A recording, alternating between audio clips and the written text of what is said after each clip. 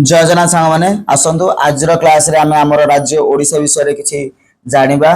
तो हमर प्रथम क्वेश्चन होउची आम राज्यर प्राचीन नाम कोन थिला। आम राज्य होउची ओडिशा। तो ओडिशा रो प्राचीन नाम थिला उत्कल। आरो ओडिशा रो अन्य नाम सब अछि उड्र कलिंग ए सब। तो प्राचीन नाम उत्कल थिला। तापर द्वितीय क्वेश्चन होउची ओडिशा रो आयतन केते वर्ग किलोमीटर 1,55,707। वर्तमान ओडिशा रो जिला संख्या केते 30। ओडिशा रे केउं जिल्ला रे लोक संख्या सबठार अधिक गंजाम। ओडिशा रो केउं जिल्ला रो लोक संख्या सबठार कम देवगढ़। ओडिशा रे केतोटी सब डिविजन अछि 58 टा। ओडिशा रे मोट ब्लॉक केतेटा अछि 314 टा।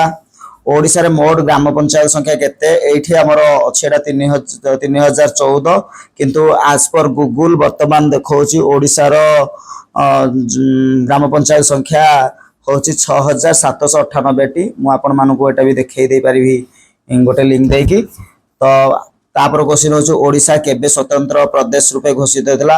आमे वर्तमान एई मंथ रे आमे ताको सेलिब्रेट करि सारी छे अप्रैल 1 तारिख दिन 1936 अप्रैल 1 रे हमर ओडिशा स्वतंत्र प्रदेश रूपे घोषित होइतिला।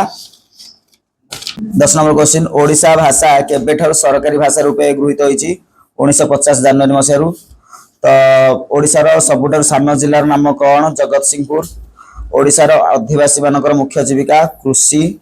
भारत भी एक कृषि प्रधान देश। तो 13 नंबर क्वेश्चन होची केउं जिल्ला ओडिशा रो सबुठार मरुड़ीग्रस्त जिल्ला रूपे विवेचित। तो हमर कलाहांडी होची मरुड़ीग्रस्त जिल्ला।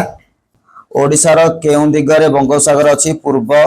ओडिशा मध्य देई जाइथिबा रेल पथर नाम कोन दक्षिण पूर्व रेल पथ।